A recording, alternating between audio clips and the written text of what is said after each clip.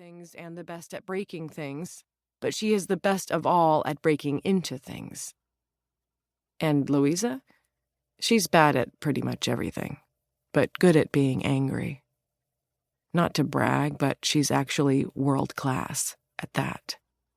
And she's particularly angry about rich people buying art, because rich people are the worst sort of adults, and the worst way to vandalize art is actually to put a damn price tag on it. That's why rich adults hate the sort of thing that Louisa paints on the walls of buildings, not because they love walls, but because they hate the fact that there are beautiful things that are free. So Louisa got in through the window with a backpack full of cans of spray paint and a perfect plan. When she tumbled onto the floor inside the bathroom, she stopped for a while and painted a very realistic portrait of the guards on the wall. A more shallow artist might have chosen to portray them as bulls, seeing as their necks were so thick it was impossible to tell where their heads began.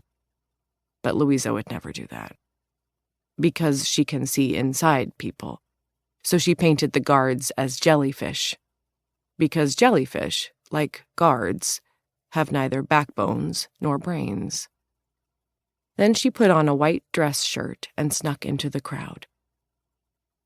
It has to be said that Louisa hates many things about herself, but most of all her height and her weight.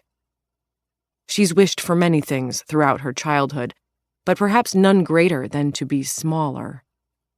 She doesn't like her body because there's too much of it. She doesn't like her voice because it's too deep. She doesn't like her brain because it always tells her to talk when she's nervous. Most of all, she doesn't like her heart because it's always nervous. Stupid, stupid heart. Bearing all this in mind, you might of course think that someone ought to have noticed her when she stepped into the old church. But first you have to realize that rich adults hardly ever notice anything apart from mirrors.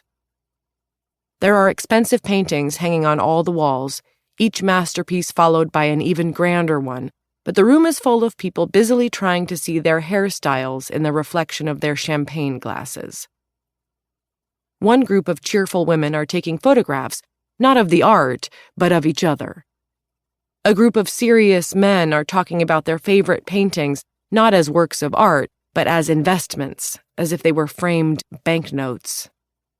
Then the men start talking about golf instead, and the women laugh loudly at something fantastic, because everything in their lives is the best. Everyone is so wonderful, and isn't it amazing that this building is an old church? Obviously, none of them dares to actually talk about the paintings on the walls. They're far too frightened of accidentally thinking the wrong thing. Someone else needs to think something first so they can know what they're allowed to love. One of the women returns from the bathroom and looks horrified because someone has painted graffiti on the walls in there. The paint smelled, and now the woman has a migraine. "Graffiti? How awful! Vandalism!" one of the women exclaims, but one of the other women whispers, "But do you think the graffiti is part of the exhibition? Do you think it's art?" Panic spreads through the group like pee in a tent, because what if they're wrong? The women hurry over to the men who are talking about golf to ask if it's art. One of the men asks, "Is there a price tag?" Then the women shake their heads and laugh. "No price tag, no art. Oh, what a relief." The men point at the walls and talk about investments again. When they talk about the very best investment in the whole church, they point at one painting and say, "The one of the sea," as if that's all it is. Blue and expensive. Angry?